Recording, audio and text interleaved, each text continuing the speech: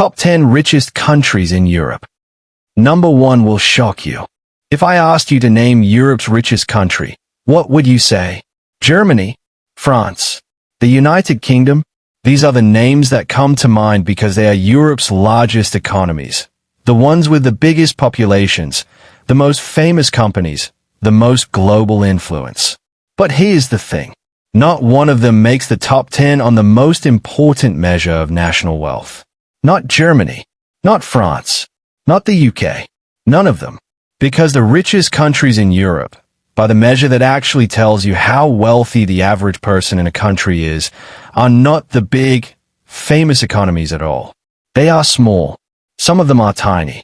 And some of them have built per capita income figures so extraordinary that they make Switzerland look modest.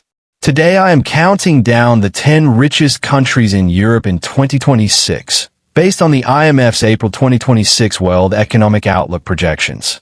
I'm going to tell you the number, explain the story behind it, and give you the honest context that makes each ranking genuinely meaningful. Some of these countries will surprise you. One of them will genuinely shock you. Let us start. Welcome to the channel. Before we get into the rankings, let me establish 3 things that will help you understand everything that follows. First, this ranking is by GDP per capita, not total GDP. Total GDP, the overall size of the economy, is dominated by large, populous countries. Germany, France, and the UK are Europe's 3 largest economies by total GDP. But total GDP divided by a large population gives you a much smaller per person figure. GDP per capita, total economic output divided by the number of people, is the measure that tells you how wealthy the average person in a country actually is. And on this measure, Europe's map looks completely different. Second, the IMF's April 2026 World Economic Outlook is the primary data source. This is the most authoritative and most current economic data available globally. All figures I quote are from this source and are in current US dollars unless I specify otherwise. Third, some of these figures require context to be meaningful.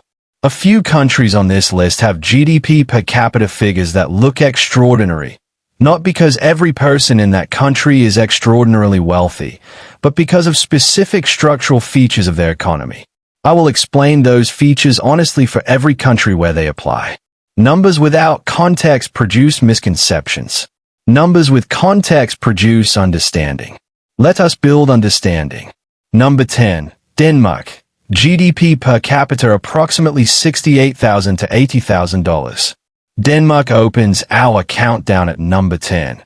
And its position here is entirely consistent with its reputation as one of the world's most prosperous, most equal, and most livable societies. Denmark's GDP per capita of approximately $68,000 to $80,000 places it comfortably in the global elite. But what makes Denmark genuinely interesting from an economic perspective is not just the headline number. It is what that number represents. Denmark consistently scores at the very top of global happiness rankings, trust rankings, and quality of life indices. This is an economy where the wealth is broadly distributed, where the public services are exceptional, and where the relationship between economic output and human well-being is as close as anywhere in the world.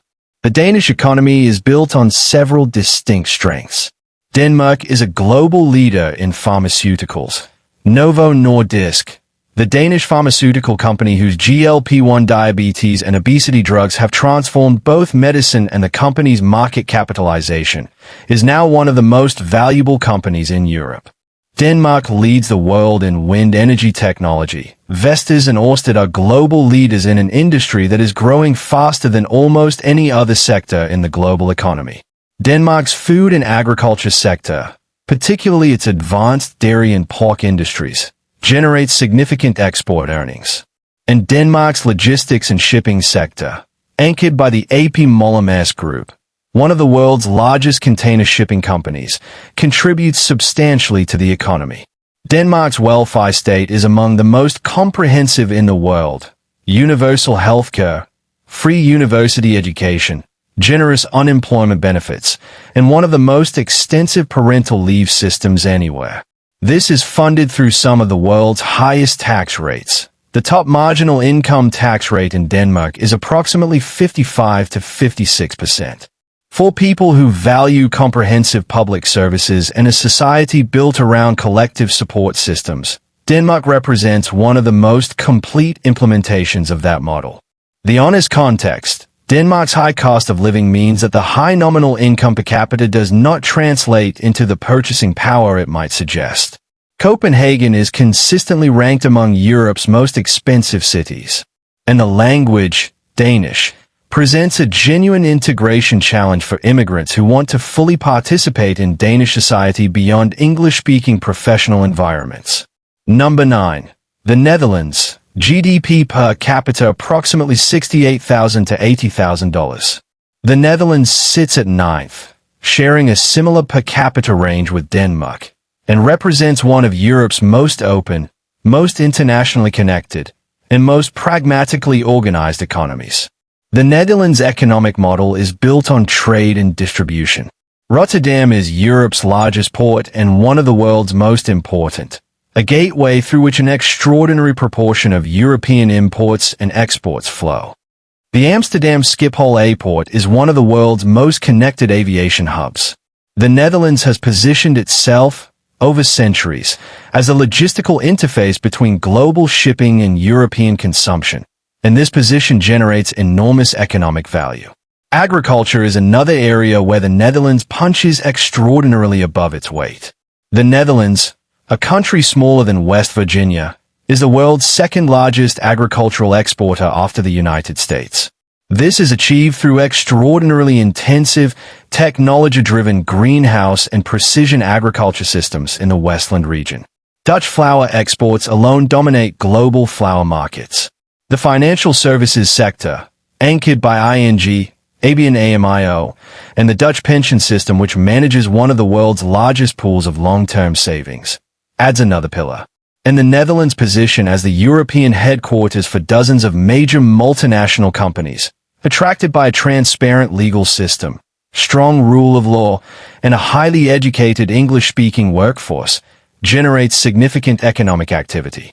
The 30% tax ruling, which I covered in my Tech Professionals video, is a manifestation of the Netherlands' deliberate policy of attracting skilled international workers, and it speaks to the country's fundamentally open and internationally oriented economic character. Number 8. Sweden. GDP per capita approximately $58,000 to $65,000. Sweden enters the ranking at 8th, and its position here reflects an economy that has built remarkable productive capacity through a specific combination of industrial heritage, technological innovation, and social organization. Sweden's economic achievements are genuinely extraordinary relative to its population of approximately 10 million people. Spotify, Klarna, King, Mojang, the creator of Minecraft, IKEA, H&M, Ericsson, Volvo, Scania, Sandvik. The list of globally significant companies created in Sweden and still based there is remarkable for a country of this size.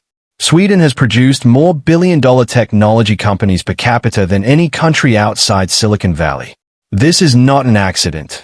It reflects a specific combination of strong public education, a culture that values engineering and innovation, a startup ecosystem that has learned from both its successes and its failures, and a digital infrastructure that was among the earliest and most comprehensive in the world.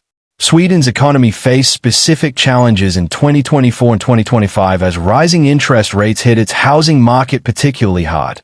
Swedish households had built among the highest debt-to-income ratios in the developed world during the low-rate era, and the repricing of that debt created real economic pain. In 2026, the economy is recovering, but the housing market correction has not fully resolved. The krona has been relatively weak against the euro and the dollar, which compresses Sweden's dollar-denominated per capita figures somewhat relative to its actual purchasing power performance. Number 7. Finland. GDP per capita approximately $55,000 to $60,000. Finland at 7th. The country that has ranked first on the World Happiness Report for multiple consecutive years demonstrates something genuinely important about the relationship between economic organization and human well-being. Finland's per capita income of approximately $55,000 to $60,000 is not the highest on this list.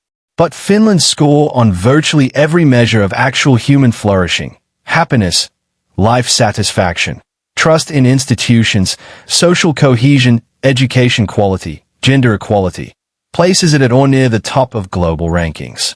Finland demonstrates that GDP per capita, while a useful economic indicator, is not the same thing as human flourishing. The Finnish model, comprehensive public services, universal high-quality education, strong social safety nets, and a culture of trust and honesty, produces outcomes in terms of actual lived experience that many countries with higher nominal per capita income cannot match. Finland's economy is built on technology and engineering. Nokia's legacy, even in decline as a handset company, helped build a broader technology ecosystem. The gaming industry, Supercell, Rovio, Remedy Entertainment, is disproportionately significant for Finland's size. The forest industry, paper, pulp, and increasingly wood-based bioeconomy, remains an important export sector. And Finland's defense industry has grown significantly following Russia's invasion of Ukraine and Finland's subsequent NATO accession in 2023. Finland shares a 1,340-kilometer border with Russia, the longest EU-Russia border, and NATO membership has added strategic significance to Finland's geopolitical position that has implications for both security spending and investment flows. Number 6. Austria. GDP per capita approximately $55,000 to $60,000. Austria at 6 shares a similar per capita range with Finland and represents Central Europe's most prosperous and most quietly impressive economy. Austria's economic achievements are built on several specific strengths. Tourism is a foundational sector. Austria is one of the world's most visited countries per capita, drawing visitors to Vienna's extraordinary cultural heritage, the Austrian Alps for skiing and summer hiking, and the Salzburg Festival Circuit. The tourism sector generates significant foreign exchange and employment. Manufacturing, particularly in machinery, automotive components, and specialty chemicals, is another pillar, with Austria deeply integrated into the German industrial supply chain. Banking and financial services. Austria's banks have historically been important investors in Central and Eastern European markets, giving Austria a financial influence in the region that extends well beyond its geographic size. Vienna consistently tops global quality of life rankings. The Economist Intelligence Unit's Global Livability Index has placed Vienna at or near the top for years. The combination of imperial architectural heritage, world-class museums and concert halls, efficient public transport, low crime, and excellent healthcare creates an urban environment that is genuinely extraordinary. For skilled professionals considering European relocation, Vienna offers a quality of daily life that few cities anywhere can match, including access to the broader EU, a central geographic position, and a business environment of genuine sophistication. Number 5. Iceland. GDP per capita approximately $78,000 to $85,000. Iceland jumps significantly in the ranking at 5th, with a per capita income that reflects an economy that has performed remarkably well through a combination of natural resource wealth, tourism, and technological adoption. Iceland's economy is built on 3 pillars. Fishing. Iceland has one of the world's most carefully managed and most productive fishing industries, with sustainable quotas and sophisticated processing generating significant export earnings. Aluminium smelting. Iceland's extraordinarily abundant and cheap geothermal and hydroelectric energy makes it one of the world's most energy-intensive economies per capita, powering aluminium smelters that process imported bauxite using electricity that costs a fraction of what it does elsewhere. And tourism. Iceland's dramatic volcanic landscapes, the northern lights, the midnight sun, the geysers, the waterfalls, and the extraordinary coastal scenery have made it one of the world's most sought-after travel destinations, with visitor numbers that dwarf the resident population in good years. Iceland's recovery from the 2008 financial crisis, where 3 of its major banks collapsed simultaneously in one of the most spectacular banking failures in modern history, is one of the most studied economic recovery stories of the past 2 decades. Rather than bailing out the banks, Iceland allowed them to fail, imposed capital controls, and focused on protecting ordinary citizens rather than creditors. The result was a faster and more complete recovery than most countries that pursued conventional bank bailout approaches. Iceland also holds the top position on the Global Peace Index for the 19th consecutive year in 2026, combining genuine safety, extraordinary natural beauty, and a per capita income that places it among Europe's wealthiest nations. Number 4. Norway. GDP per capita approximately $90,000 to $97,000. Norway at fourth is one of the most remarkable wealth stories in modern economic history. A country of approximately 5.5 million people that has transformed oil wealth into the world's largest sovereign wealth fund and a standard of living that is consistently among the highest on earth.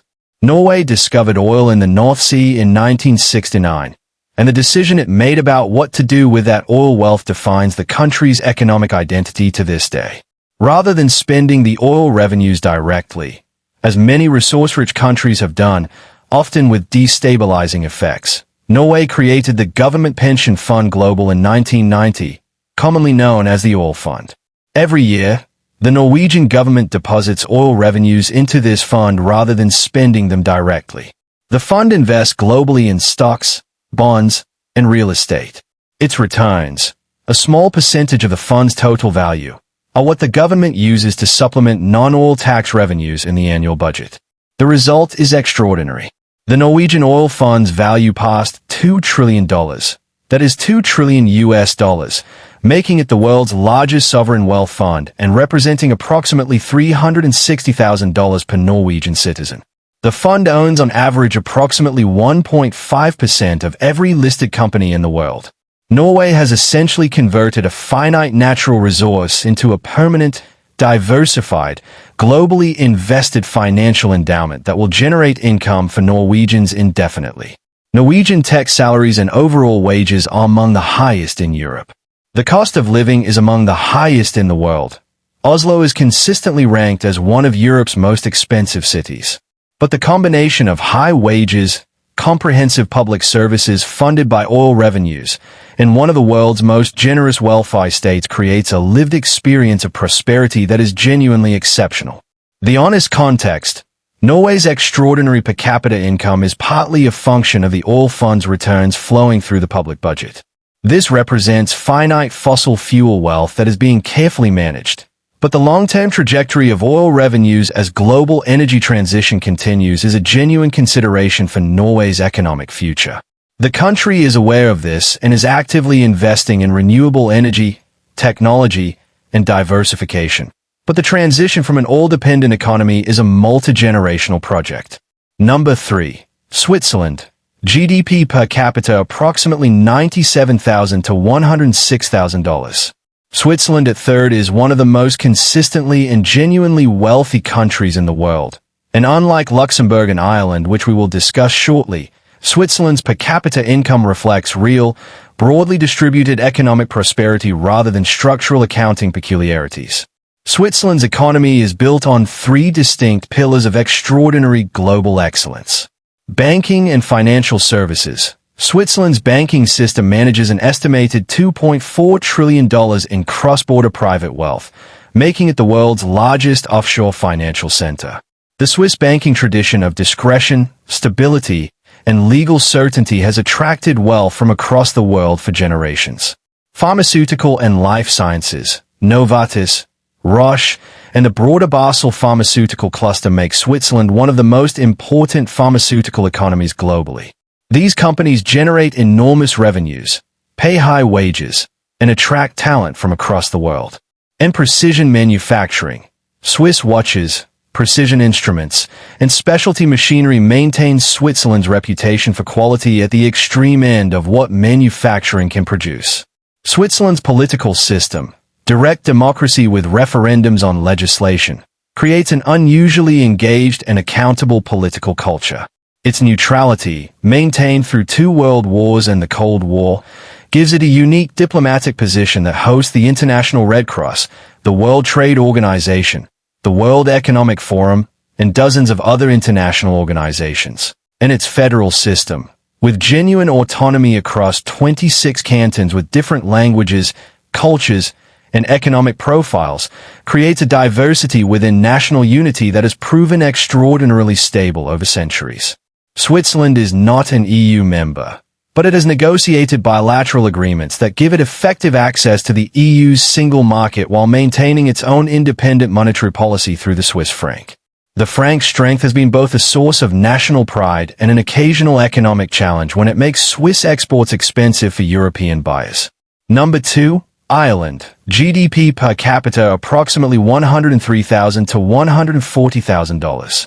Ireland at second requires the most significant contextual explanation of any country on this list, because Ireland's GDP per capita figure is, in an important sense, the most misleading number on the entire ranking. Ireland's nominal GDP per capita for 2026 is approximately $103,000 to $140,000 depending on the specific measure and source. This would make Ireland the second wealthiest country per capita in Europe and one of the wealthiest in the entire world. Wealthier per capita than the United States, wealthier than Germany, wealthier than France. But here's the honest context.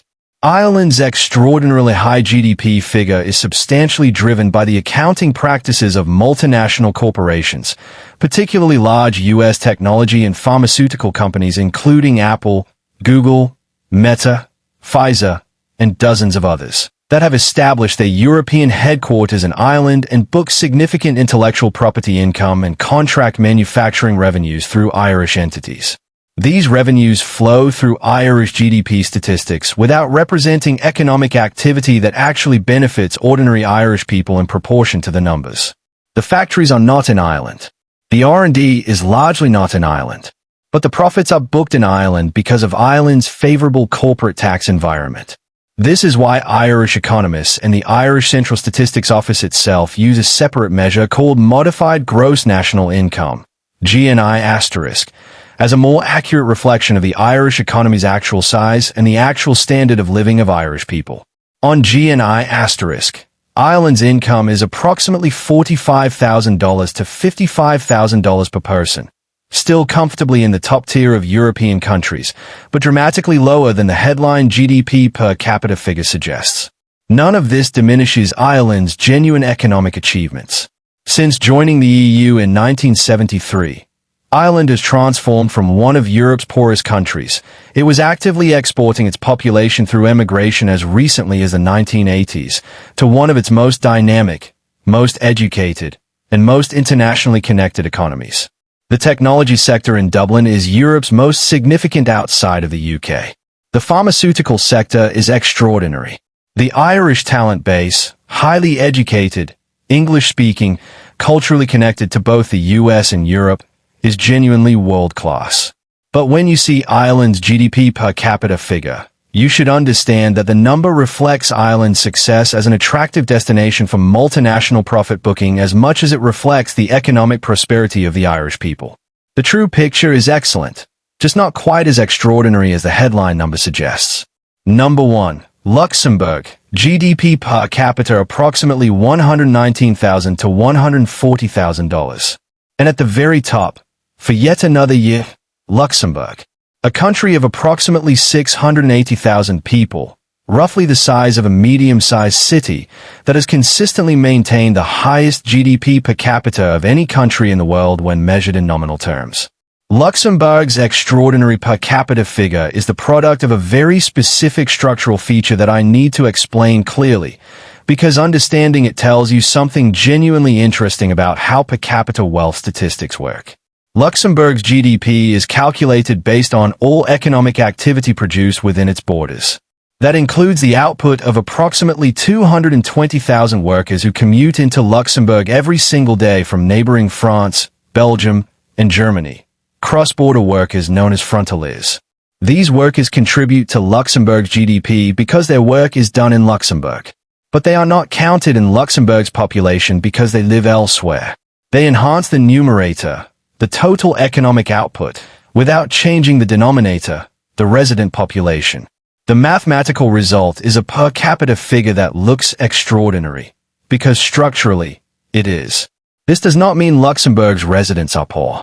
Far from it. Luxembourg's actual resident population genuinely enjoys one of the highest standards of living in the world, excellent public services, very high wages, low unemployment, and a cosmopolitan, multilingual society that reflects its position at the heart of the European Union. The European Court of Justice, the European Investment Bank, the Court of Auditors of the EU, and numerous other European institutions are headquartered in Luxembourg. The financial services sector, investment funds, private banking, insurance, manages assets equivalent to many times Luxembourg's GDP. But when you see Luxembourg's $119,000 to $140,000 GDP per capita figure, you should understand that approximately one-third of the economic output generating that number is produced by people who go home to France, Belgium, and Germany every evening. The figure represents economic density and financial sector concentration, not simply the income of the people who call Luxembourg home. Luxembourg is genuinely extraordinary. It is genuinely prosperous. Its residents genuinely enjoy one of the highest living standards in the world. But the per capita figure, in its full context, is a measure of a financial center's economic density as much as it is a measure of individual citizen prosperity. Having covered the per capita rankings in detail, I want to briefly give you the total GDP picture, because it tells a completely different story. By total nominal GDP in 2026, Europe's three largest economies are Germany at approximately $4.50 to $5.30 trillion, France at approximately $3.10 to $3.20 trillion, and the United Kingdom at approximately $3.3 trillion. These three countries together account for the majority of European economic output. None of them appear in the top 10 by per capita. Germany, Europe's largest economy, has a per capita income of approximately $45,000 to $48,000.